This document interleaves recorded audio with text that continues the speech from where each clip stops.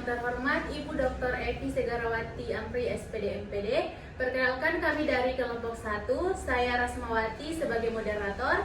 Kami ingin mempresentasikan hasil analisis capaian pembelajaran atau alur tujuan pembelajaran di SD Negeri 001 Campalagian.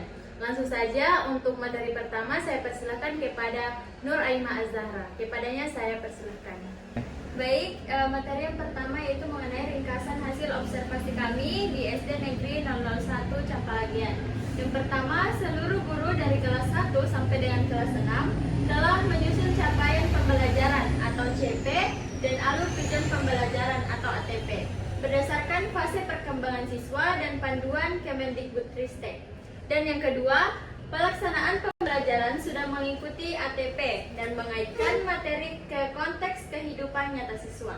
Yang ketiga, guru menerapkan pembelajaran tematik, yaitu kelas 1 dan kelas 2. Dan pembelajaran berdiferensiasi di kelas 3 sampai dengan kelas 6 untuk menyesuaikan kebutuhan belajar siswa.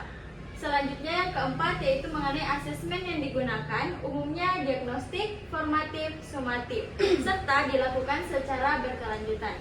Dan poin yang terakhir yaitu poin kelima, beberapa guru mengalami kendala teknis dan administrasi seperti keterbatasan kemampuan IT, waktu penyusunan serta pemahaman terhadap perubahan kurikulum. Selanjutnya, materi yang selanjutnya akan disampaikan oleh Irman. Poin-poin penting wawancara di SDN Negeri 001 Campalagian.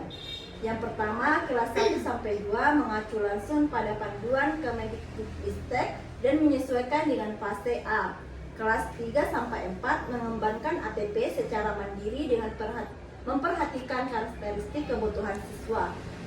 Kelas 5 sampai 6 menyesuaikan CP dan ATP dengan revisi terbaru dan Kemendikbud serta kondisi sekolah, kendala umum, kurangnya waktu, kemampuan digital, serta sosialisasi dan pelatih kurikulum yang terbatas.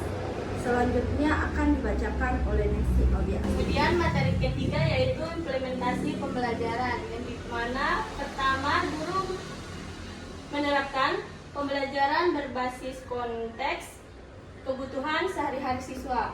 Kemudian yang kedua, kelas rendah 1 dan 2 konkret dan tematik melalui kegiatan langsung. Jadi saya akan melanjutkan pemaparan materi dari Nancy Widyastuti yaitu implementasi pembelajaran.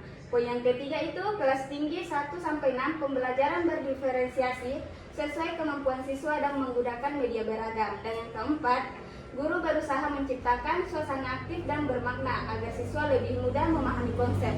Baik, materi selanjutnya akan dibacakan oleh Muhammad Rifki. Saja yaitu asesmen. Yang pertama itu semua guru mengenal dan menggunakan 3 jenis asesmen: diagnostik awal, formatif proses, dan sumatif akhir. Yang kedua, instrumen asesmen disusun sesuai dengan tujuan pembelajaran TP dan karakteristik siswa. Yang terakhir, asesmen dilakukan secara berkelanjutan untuk memantau perkembangan belajar siswa. Baik, itulah tadi hasil presentasi dari kelompok kami mengenai analisis di sekolah dasar. Adapun kesimpulannya yaitu secara umum pelaksanaan CP dan ATP sudah sesuai dengan prinsip kurikulum merdeka, yaitu berpusat pada siswa, fleksibel dan kontekstual, serta mengembangkan kompetensi dan karakter siswa. Namun, masih diperlukan peningkatan kapasitas guru, terutama dalam penguasaan teknologi untuk menyusun perangkat ajar, serta pemahaman teknis penyusunan ATP dan asesmen autentik, dan kolaborasi antar guru dalam pengembangan perangkat ajar. Sekian dari kelompok kami, kurang lebihnya mohon dimaafkan. Assalamualaikum warahmatullahi wabarakatuh.